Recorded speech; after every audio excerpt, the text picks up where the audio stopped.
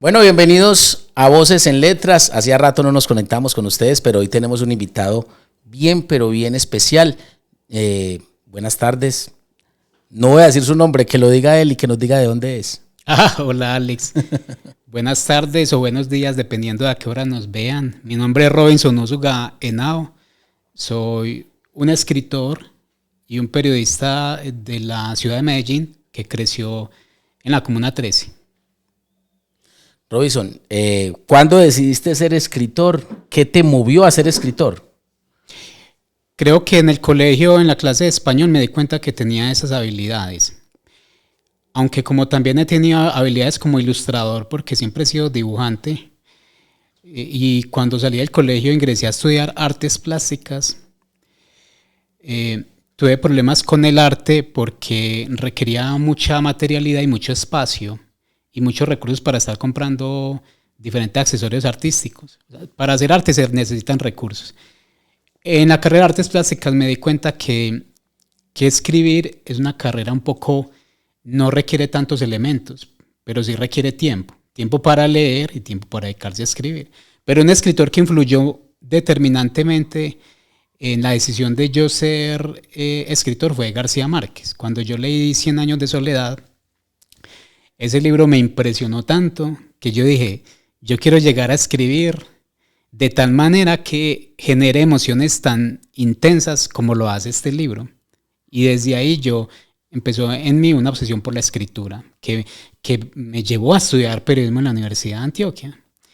Y en la carrera de periodismo, yo todo el tiempo, más que pensando en desempeñarme como periodista, como entrevistador, mi intención siempre fue más ser cronista, construir relatos de largo aliento. En la carrera de periodismo y en el periodismo como tal hay un género literario que es el más cercano a la literatura, que es la crónica. Entonces, hasta ahora lo que yo más he escrito, lo que más he producido como periodista han sido crónicas. Y de hecho, de los libros que he publicado, el 80% son crónicas. Trabajos periodísticos, lo que llaman periodismo narrativo. El universo a uno siempre le muestra el camino. ¿Qué fue lo primero que escribiste en tu infancia o en la juventud que fue como marcando ese camino hasta llegar a ser escritor? Influyó mucho un taller de escritura en la Biblioteca Centro Occidental de la Comuna 13, un taller de escritura de Confenalco. Mi maestro John Galán Casanova de ese entonces nos puso ejercicios de escritura relacionados con el territorio, con la Comuna 13. Y ahí es donde nacen estas primeras inquietudes narrativas. Todavía no había estudiado periodismo ni nada. Y ahí fue donde empecé como a decantarme por historias de la vida real. De hecho, a mí me gusta mucho la literatura de no ficción. Aunque me gusta la ficción también, me encanta experimentar con historias verdaderas. Es decir, cómo podemos contar una historia verdadera de diferentes formas. Siempre puede haber un juego con el lenguaje, con las historias verdaderas, no solamente con la ficción. O sea, con la realidad también se puede jugar y jugar bien y sacarle gusto a la realidad. Me encanta eso. Bueno, hablemos de estas historias, de estos libros. Comencemos por este. Dice Comuna 13, muerte bajo la lluvia de Orión. De pronto por ahí, ¿cómo ha sido la aceptación de tu público, de los que te leen?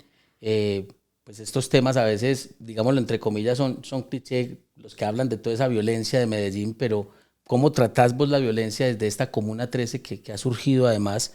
Porque ya vemos una Comuna 13 muy distinta. Sí, resulta que yo vivía en la Comuna 13, cuando empecé a estudiar periodismo en la Universidad de Antioquia, yo vivía en la Comuna 13 de toda la vida. Y a mí me tocó esa guerra, es decir, yo casi pierdo la vida en más de una ocasión, en más de una balacera, casi pierdo la vida ya en la 13. Yo perdí amigos gracias a esa, pues desafortunadamente por esa guerra. Por eso, en algún momento me decido a que mi trabajo de grado como periodista, para grabarme como periodista, sean crónicas y testimonios de esa guerra. Solo que yo tuve una dificultad, y es que como yo vivía dentro de la Comuna 13, y a mí me tocó el periodo de posguerra, cuando la zona fue tomada por el ejército. La zona no solamente fue tomada por el ejército, sino que se paramilitarizó. O sea, también hubo presencia de paramilitares en la zona. Entonces era para uno muy delicado publicar ese tipo de contenidos estando uno viviendo en el territorio. Solo cuando pude salir un poco del territorio, cuando cambiaron un poco las situaciones en la 13, pude publicar este libro. Este libro son relatos, son crónicas y testimonios de víctimas de la guerra.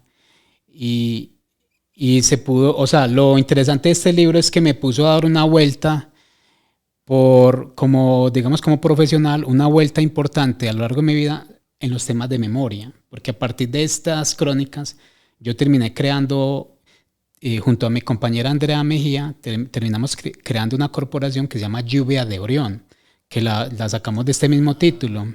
Y la corporación Lluvia de Orión se ha enfocado en la pedagogía de la memoria del conflicto armado colombiano dirigido a la población joven. Es decir, enseñar a los jóvenes temas de memoria del conflicto. ¿Con qué? ¿Con qué objetivo? Buscando que los jóvenes se comprometan con la búsqueda de la verdad, la justicia y la no repetición. Entonces, con nuestra corporación Lluvia de Orión, que como les digo, pues fue este libro, estas crónicas, lo que me llevó a crear la corporación. Hemos trabajado ya desde hace más de 10 años con diferentes grupos poblacionales, pero principalmente con jóvenes en la ciudad de Medellín. Robinson, nada es fácil, ¿cierto? Llegar hasta este punto ha significado un montón de retos. ¿Cuáles han sido esos principales retos que has tenido para concretar tu estructura como escritor? Y como narrador. Y como narrador, sí. No, imagínate, pues el primer gran reto fue sobrevivir a la 13, sobrevivir psicológicamente. Muchas de estas crónicas son narrados desde la cotidianidad de la guerra, pero más desde la psicología de los personajes, desde su voz, cómo se transformaban por lo que iba pasando durante el conflicto. Así me pasó a mí que el conflicto, estas situaciones de violencia tan absurdas, tan duras, lo vuelven a uno pesimista. Entonces, un gran reto fue superar el propio pesimismo de la vida, porque uno se vuelve tan pesimista que uno pierde las esperanzas en muchos sentidos. Sobrevivir a la guerra, sobrevivir al pesimismo que genera la guerra, fue para mí un gran reto. El otro, crear una corporación desde cero y proponer temas que realmente no le interesan a mucha gente, y es la pedagogía de la memoria. Ha sido un gran reto hasta ahora y nos hemos mantenido. Seguimos con esa línea, seguimos haciendo contenidos y seguimos creyendo en los ideales, y es hacer contenidos, haciendo pedagogía de apología a la paz, a la convivencia, y también pues buscando que los jóvenes aprender de las heridas de nuestro pasado. Entonces, ahora, como escritor, todos los retos, empezando porque vivimos en un país donde los índices de lectura son bajos, ¿cierto? Sí. Menos de un libro en el conjunto de la población. Sí. Es menos de un libro por año. Esos son los datos, menos de un libro. Menos de un libro por año. En general en la población. Digamos, es como medio libro por año. O sea, que hay gente que no se lee nunca un libro y hay quienes, digamos, se leen 10 libros al año, pero el promedio en la población es menos de un libro por año. Y aunque Medellín es una ciudad que tiene muchas bibliotecas, algunas de esas bibliotecas permanecen vacías.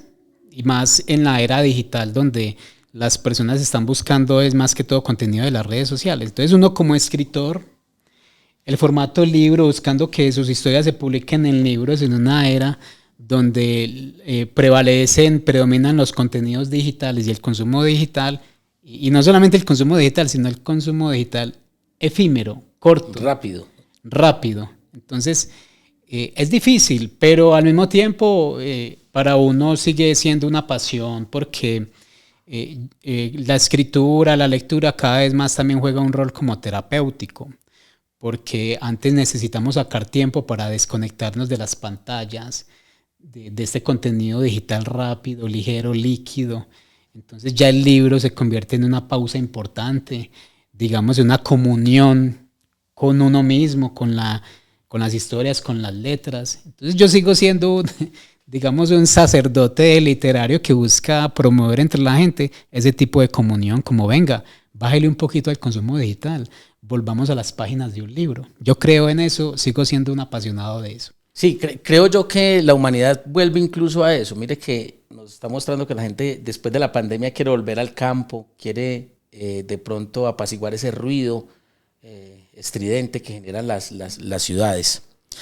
qué bueno sería, Robinson, que vos nos contaras un poquito de esas crónicas que encontraste allí en la Comuna 13 con todo eso que sucedió allí. ¿Qué fue lo que más te impactó? ¿Cuál es el personaje que más te impactó allí de esas historias?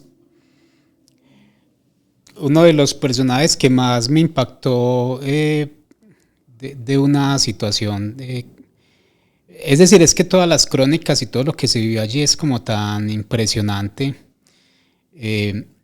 Hay un personaje que fue un amigo personal, que se llama John Dairo, que era promotor de lectura de la biblioteca Confenalco Centro Occidental. Esa biblioteca fue muy importante porque durante la guerra, por los enfrentamientos, la mayoría de instituciones, como el INDER y otras que tenían presencia en la zona, se fueron, dejaron de volver los profesionales sociales porque temían pues perder la vida en la guerra. Y esta biblioteca permaneció con las puertas abiertas durante el conflicto.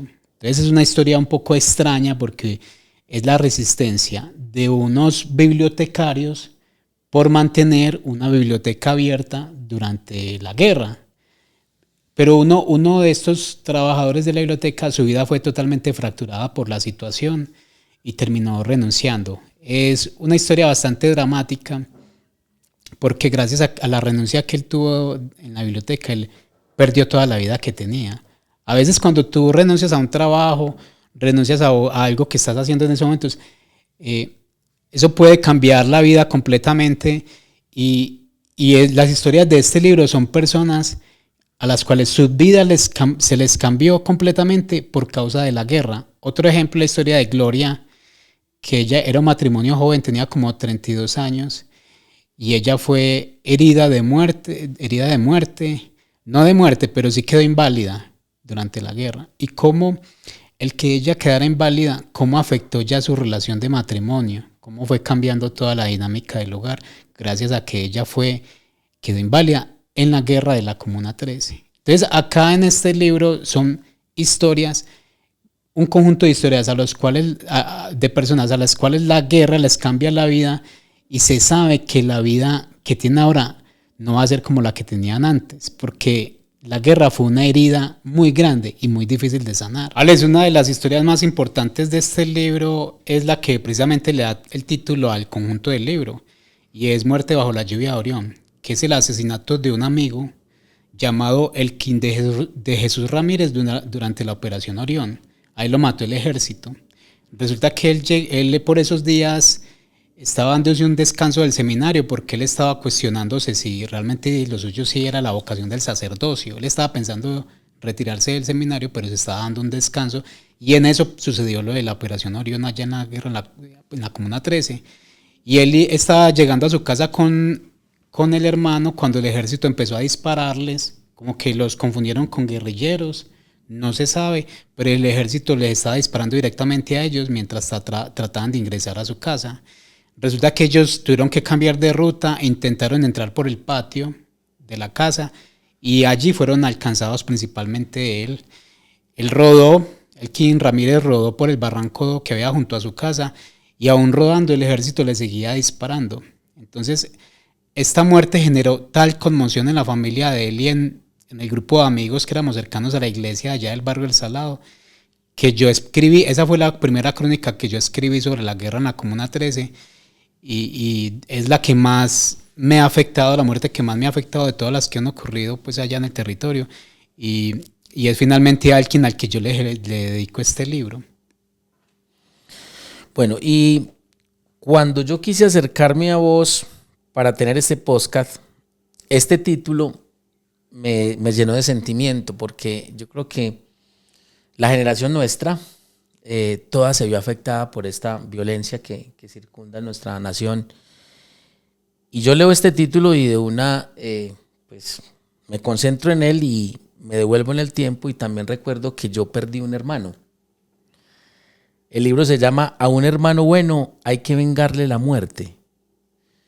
Y uno se imagina un montón de cosas, ¿cierto?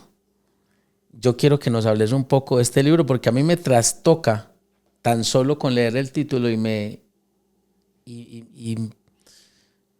da un poco de sentimiento, porque de verdad que si colocáramos una línea recta y le decimos a la gente de nuestra generación que dio un paso hacia adelante de la línea, quienes somos víctimas del conflicto, yo creo que todos daríamos ese paso. Todos de una u otra manera nos vimos afectados. ¿Qué te trastocó?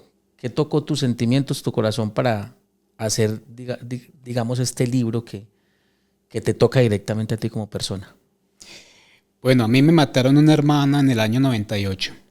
Nosotros fuimos 8 hermanos y de los 8, los que teníamos una relación más cercana y más estrecha era Julio y yo. A él lo asesinan manejando taxi en el barrio Aures del sector de Robledo, y eso genera una herida tan grande en mi familia y en mi propia existencia que yo en algún momento me di cuenta que yo tenía que contar la historia de mi hermano, porque no solamente la injusticia del asesinato, también es la injusticia de que la muerte de él no haya sido investigada por parte de la fiscalía. Mi hermano Julio fue un muerto más de los años 90, una década en la que murió tanto joven avaleado en la ciudad de Medellín. Yo quería reivindicar la memoria de mi hermano Julio y en algún momento se me metió la idea de que mi primer libro tenía que ser contar la historia de él, de nuestra relación. Y contando la historia de él, yo termino contando toda la historia de la familia. Entonces, al final termina siendo un libro muy personal, con mucho sentimiento, y el título, A un hermano bueno hay que vengarle la muerte, era porque yo sentí mucho deseo de vengar la muerte de mi hermano cuando eso nos pasó. Finalmente la venganza se dio fue a través del arte, de la literatura, que también el arte también sirve para transformar un poco esas emociones, esos sentimientos. Y de eso se trata. O sea, la novela también indaga o lleva a reflexionar cuántos muertos que sucedieron en Medellín y que todavía suceden son por venganza. Yo percibo que Medellín es una ciudad muy vengativa, profundamente vengativa, porque al fallar el sistema judicial y la fiscalía y todo el sistema judicial en sí, no dar respuesta a las injusticias, no complacer esos deseos de justicia por parte de la población, desde hace mucho tiempo están dejando que la misma población tome sus propias medidas de venganza, ¿cierto? Ha habido como un vacío por parte del Estado de resolver no solamente a la población, resolverle asuntos fundamentales como la educación, como la salud, sino también la justicia. Y ante tantos homicidios, yo tengo la teoría de que de los 40.000 muertos que hubo en Medellín en los años 90, en esa década, tengo la idea de que los segundos 20.000 fueron para vengar a los primeros 20.000. Entonces, Medellín ha sido una ciudad condenada a las venganzas. Entonces, yo también quiero poner un poco el dedo en la llaga sobre ese tema, porque ha sido una ciudad muy vengativa, pero a la vez también ha sido una ciudad muy religiosa, ¿cierto? Donde nos encomendamos a la Virgen María. Entonces, yo pude haber sido un joven más de esos que vengó a su hermano, la muerte de su hermano, y de eso trata la novela.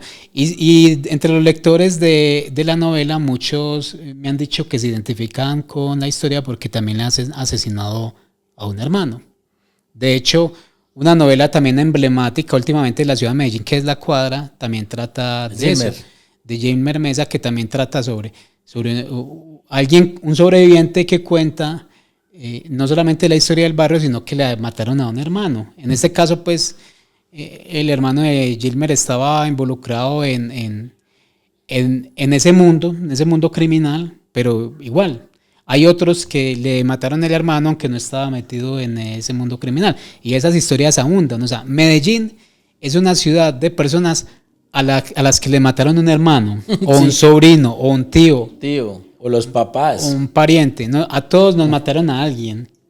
Y la pregunta es, con respecto a esos asesinatos, ¿hubo justicia o no la hubo? Entonces, ¿cómo podemos zafarnos de esa historia? ¿O cómo vos a través del libro nos estás diciendo la venganza no es buena? O sea, hay que perdonar y alejarnos del rencor y todo ello. En este caso, en el libro se hace efectiva la venganza. Se hace efectiva. Como elemento de ficción. Ficcionada, sí. Como elemento de ficción se hace efectiva.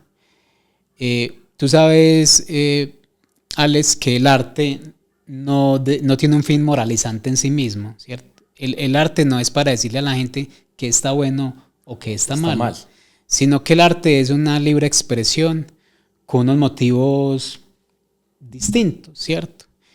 Y en este caso, pues, el libro se inspira, la resolución del libro se inspira un poco en El Conde de Montecristo. El hacer parte de esa memoria colectiva, de todo eso que sucedió allí en la comuna, y de hecho en todo el país, ¿a qué te ha llevado a reflexionar? ¿Cuál es la reflexión que vos haces a través de tu obra? A través de mi diferente obra, no solamente a través de la novela, yo me pregunto mucho sobre qué es ser colombiano, porque siento que Colombia es un país que durante mucho tiempo ha sido un país de muerte. Colombia es un país hermosísimo, que tiene una biodiversidad impresionante. A mí un suizo me dijo, ¿sabes por qué me gusta Colombia? ¿Por qué? Porque visitándolos a ustedes yo me di cuenta que ustedes no tienen un país. Ustedes tienen un continente. Por la diversidad de climas, por la diversidad de culturas, por la diversidad de etnias, también de paisajes, de parajes, de pisos térmicos. Colombia no es un país, Colombia es un continente. Entonces, era un elogio y muy hermoso sobre todo el potencial que tenemos como país, pero uno no se explica por qué desde hace tanto tiempo nos venimos matando, ¿cierto? En Colombia, aunque terminó, en la mayoría de los países latinoamericanos terminaron sus conflictos, que los tenían así, conflictos armados, porque en Colombia persisten, ¿sí? Yo he llamado a Colombia el país de los ejércitos. Entonces hay como un odio entre nosotros en la población que es inexplicable, que ha hecho que se hayan cometido tantos homicidios en nuestro país, porque eso no ha sido normal. A través de mis diferentes herramientas, las herramientas que hemos desarrollado a través de la Corporación Lluvia Orión, y también a través de mi literatura, yo lo que busco es generar conciencia y reflexión sobre lo que somos y cómo podemos transformar eso cada vez mejor, de manera positiva, es decir, para bien. Busco eso, busco que podamos tener un país donde la población sea más humana, más cívica, donde podamos vivir con mayor armonía. O sea, es que realmente Colombia es hermosa, merecemos también ser una población más hermosa, una población más armónica, más cívica, más respetuosa del otro, de los derechos del otro. Entonces, en última, yo busco eso, reflexión y generación de conciencia. Bueno, un escritor siempre está, conectado con la realidad, pero también conectado con idealizar mundos distintos. ¿Cómo te soñás vos un país distinto a este el que tenemos ahora? Yo creo que Colombia, pese a lo negativo, es un país que ha ido avanzando y eso me llena de esperanza. Voy a poner un ejemplo, los animales. Yo tengo mucha sensibilidad con el tema de los animales y uno de mis libros titula Traficantes de Animales y aborda el tráfico de especies en una ciudad como Medellín, donde hay un activo tráfico de especies, de geckos, por ejemplo, traídos de la África, también de serpientes, que no debería tener un joven en la casa. Pero es un tráfico que está muy oculto y que está en manos de menores de edad. Sí. Que los mismos padres patrocinan comprarles animales que no pueden tener por ley, ¿cierto? Esos animales... No lo sabía en serio. Porque es algo muy oculto. Esos animales son animales que las personas tienen encarceladas. O sea, los animalitos no merecen vivir así encarcelados, merecen vivir en libertad. Entonces, el tema de los animales es uno de esos temas que a mí me preocupa. Y por ejemplo, Colombia en su legislación cada vez es más firme. O sea, en Colombia se ha avanzado bastante. Pongo el ejemplo de los taurinos. En Colombia era legal la tauromaquia Y gracias a la presión ciudadana eso ya cambió, eso ya no es legal. Algunas plazas de toro han tenido, que eran espacios de muerte, espectáculos de muerte de los animales, de maltrato animal, han sido ya lugares, se han convertido en lugares para la cultura, para los conciertos, para los recitales. Entonces Colombia está avanzando y ese es un ejemplo.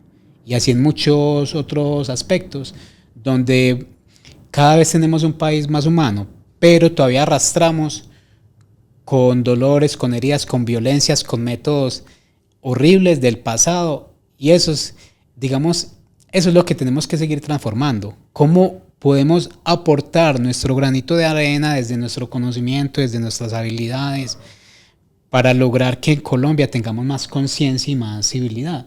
Pero yo sí creo que Colombia está avanzando. Por ejemplo, se ve más mujeres trabajando, se ve más mujeres también estudiando, liderando procesos, proyectos en un país que ha sido tan machista, donde la mujer estaba condenada a tener que estar en la casa y a someter la violencia al marido. Ya se ven las mujeres más emancipadas.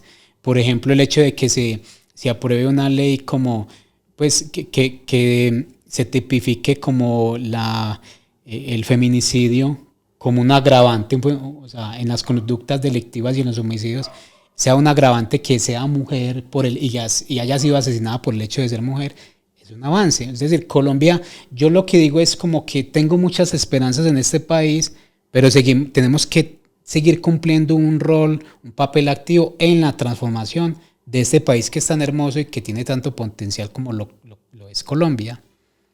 Robinson, no, finalmente agradecerte la invitación a este podcast Voces en Letras.